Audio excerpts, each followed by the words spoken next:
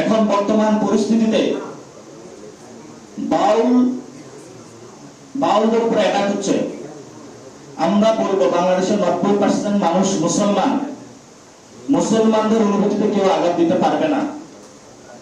আমাদের রাজনৈতিক অবস্থানে যেমন দেশীয় প্রশ্ন রয়েছে, তেমন ইমানেরও প্রশ্ন রয়েছে, ধর্মেরও প্রশ্ন রয়েছে।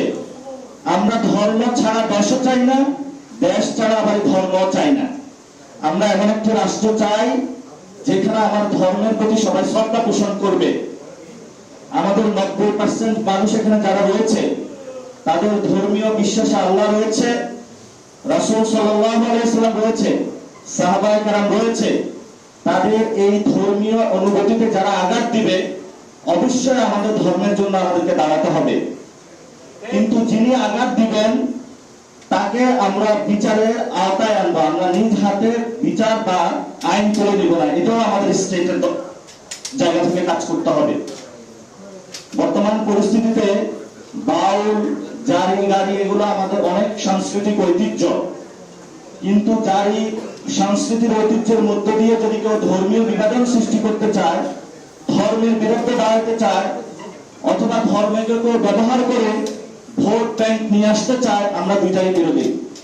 আমরা যেমন আল্লাহ রাসূল সাল্লাল্লাহু আলাইহি ওয়াসাল্লামকে শ্রদ্ধা পোষণ করব, আল্লাহকে শ্রদ্ধা পোষণ করব, বিশ্বাস রাখবো, তেমনি ভাবে যখন কোনো মানুষ অন্যায় করবে তাদের নিরাপত্তার জন্য যে রাষ্ট্রীয় আইন রয়েছে, সে রাষ্ট্রীয় আইনের জন্য আমরা অপেক্ষা করবো। সে আইন আমরা হাতে তুলে নেব না। এজন্য যে পরিস্থিতি হয়েছে, অনেকে আমাদের প্রেস রিলিজ দ্বারা পুরো বাংলাদেশের জাতীয় নাগরিক পার্টিকে যে আমরা হলো ধর্ম বিরোধী, এই ধরনের একটি ট্যাগ দেওয়ার চেষ্টা করা হচ্ছে, সূচকের উপরে করা হচ্ছে। কখনো বলা হচ্ছে যে যেই মানুষগুলো গণ অভ্যুত্থান করলো তারা নাকি গণ অভ্যুত্থানের সাথে গাদ্দারি করেছে।